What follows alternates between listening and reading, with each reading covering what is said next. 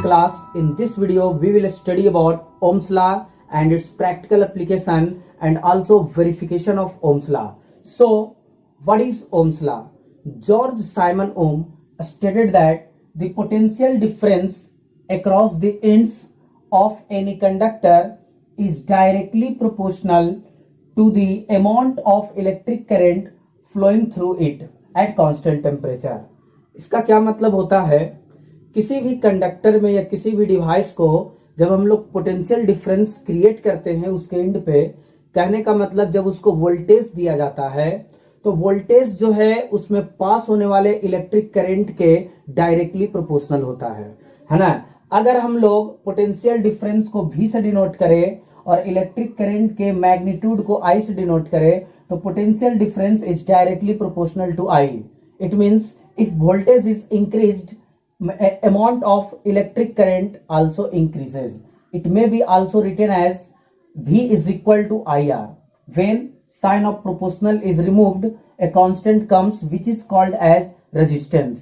Resistance का मतलब होता है obstruction provided by any resistor to the flow of charges through it. Resistor कहने का मतलब any conductor which has some appreciable resistance.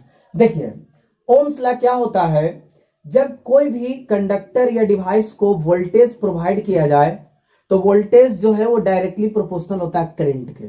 मतलब वोल्टेज को बढ़ाओगे तो करंट बढ़ जाएगा, वोल्टेज को कम करोगे तो करंट आपका कम जाएगा। It is only possible when the temperature remains constant. ये तभी पॉसिबल हो सकता है जब टेम्परेचर जो है वो कांस्टेंट रहे। यहां पर प्रोपोर्शनलिटी का जब साइन रिमूव किया जाता है तो एक कांस्टेंट आता है जिसको हम लोग कहते हैं रेजिस्टेंस ऑफ द कंडक्टर और रजिस्टर। रजिस्टर मींस कोई भी कंडक्टर जिसके पास कुछ अप्रिशिएबल रेजिस्टेंस हो, मतलब इलेक्ट्रॉन को, चार्ज को, करंट को अपोज करने का जो टेंडेंसी होता है कंडक्टर के पास, रजिस्टर के पास ऑब्स्ट्रक्शन प्रोवाइड करने का। यहां पे हमने उसको एक्सप्लेन भी किया है। Resistance is defined as the obstruction provided by any resistor or conductor. Obstruction provided by any resistor or conductor to the flow of charges through it. कहने का मतलब कि किसी भी कंडक्टर रजिस्टर से जब चार्जेस फ्लो होता है ना तो वो कंडक्टर या रजिस्टर चार्जेस के फ्लो को अपोज करता है। दिस अपोजिंग टेंडेंसी और प्रॉपर्टी ऑफ द रजिस्टर और conductor is defined as resistance. तो ओम्स लॉ क्या होता है ये हम लोगों को पता चला। हमने ये भी बताया कि ओम्स लॉ तभी वैलिड है जब टेम्परेचर को कांस्टेंट रखा जाता है। अगर टेम्परेचर चेंज होता है तो फिर ओम्स लॉ अप्लाइड नहीं होगा and hence Ohm's law is not applicable everywhere. Now we will see some practical application of Ohm's law. अब हम लोग कुछ practical application Ohm's law का पढ़ेंगे, मतलब कि Ohm's law किस तरह के डिवाइसेस में यूज होता है और क्यों यूज होता है, कहाँ इसका इस्तेमाल कर सकते हैं हम लोग। तो फर्स्ट में है to determine the voltage, resistance और current of an electric circuit. Ohm's law का यूज किसी भी इलेक्ट्रिक सर्किट का वोल्टेज पता करने के लिए, टोटल रेजिस्टेंस पता करने के लिए या तो करंट को फाइंड करने के लिए किया जा सकता है। Second, to maintain the desired voltage drop across the electronic components. किसी भी इलेक्ट्रॉनिक कंपोनेंट्स को कितना वोल्टेज चाहिए ये डिटरमाइन करने के लिए भी हम लोग ओम्स लॉ का यूज कर सकते हैं। Used in DC ammeter and other DC shunts to divert the current. कई सारे जो डीसी एमीटर होते हैं उसमें भी ओम्स लॉ अप्लाइड होता है और करंट को डाइवर्ट करने के लिए स्मॉल रेजिस्टेंस का रजिस्टर यूज करते हैं जिसको हम लोग शंट्स कहते हैं, वहां पर भी ओम्स लॉ एप्लीकेबल होता है। Now it is used to figure out which resistors are needed in fuse system. हम लोग अपने घरों में या डिवाइसेस में जो फ्यूज लगाते हैं तो किस तरह के फ्यूज में कितने रेजिस्टेंस का रजिस्टर यूज होना है, that is also determined by Ohm's law. Now our next is DC power supply provides a variable output voltage based on the resistance which is controlled by Ohm's law. हम लोग जानते हैं कि mobile या laptop का जो charger होता है उसको एसी करंट चाहिए, लेकिन वो एसी करंट को क्या करता है, डीसी में कन्वर्ट कर देता है, जो मोबाइल या तो लैपटॉप में जाता है। अब मोबाइल या लैपटॉप या अलग इलेक्ट्रॉनिक गैजेट्स जो डीसी पावर पर वर्क करते हैं उनको कितने रेजिस्टेंस का रजिस्टर चाहिए, ये भी हम लोग ओम्स लॉ के हेल्प से ही डिटरमाइन करते हैं। ओम्स लॉ का एक और यूज होता है, या इसके अलावा और भी बहुत सारे यूजेस है ओम्स लॉ का। जैसे हम लोग घर में जो फैन का स्पीड कंट्रोलर यूज करते हैं वहां पर भी ओम्स लॉ अप्लाइड होता है। और next topic is verification of Ohm's law. Ohm's law को कैसे जो है प्रैक्टिकली हम लोग वेरीफाई कर सकते हैं।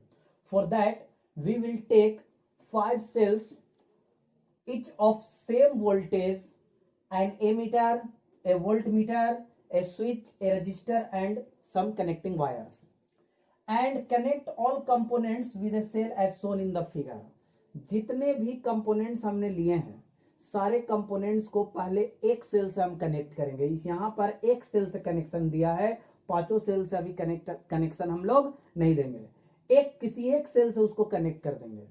अब क्या होगा कि जैसे ही इसमें स्विच को ऑन किया जाएगा तो इलेक्ट्रिक करंट का फ्लो होना शुरू हो जाएगा।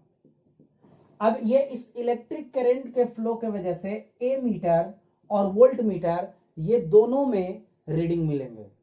वो जो भी रीडिंग होगा वो रीडिंग को हम लोग एक इस तरह का बॉक्स बना करके उसको नोट कर लेंगे। मान लो कि फर्स्ट केस में हमारा रीडिंग वोल्ट मीटर में आ गया V1 और ए मीटर में हमारा रीडिंग आ गया I1। अब हम लोग क्या करेंगे, ये जो कनेक्शन हमने पहले सेल से किया था इसको एक और सेल से जोड़ देंगे, मतलब अब 2 सेल का कनेक्शन मिलेगा। Both cell must be connected in series combination. जैसे ही 2 सेल से कनेक्शन मिलेगा यहां पर रीडिंग में कुछ चेंजेज आएगा, ए मीटर में भी और वोल्ट मीटर में भी। जो भी आपका नया रीडिंग होगा उस रीडिंग को हम लोग यहां पर नोट कर लेंगे।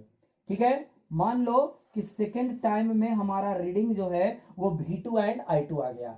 इसी तरह से बारी बारी से हम लोग सारे सेल्स से एक एक सेल करके हम लोग बढ़ाते जाएंगे सीरीज में कंबाइन करके, और हर बार ए मीटर और वोल्ट मीटर का रीडिंग जो है वो नोट करते चले जाएंगे। इस तरह से कम 4 या 5 बार ये स्टेप को हम लोग रिपीट करेंगे। ऐसा करने से हमारे पास कई सारे ऑब्जर्वेशंस मिलेंगे। अब क्या करेंगे, ये V और I के रिस्पेक्ट में हम लोग एक ग्राफ प्लॉट करेंगे। V वर्सेस I एक ग्राफ प्लॉट करेंगे। V वोल्ट मीटर और ए मीटर का सारा रीडिंग जो है यहां पर हम लोग मेंशन कर देंगे कि कितना कितना आया है, और इसके हेल्प से हम लोग एक ग्राफ प्लॉट करेंगे। अगर हमारा ग्राफ जो है वो स्ट्रेट लाइन मिल जाता है तो समझो Ohm's law is verified, Ohm's law proof हो गया। क्यों?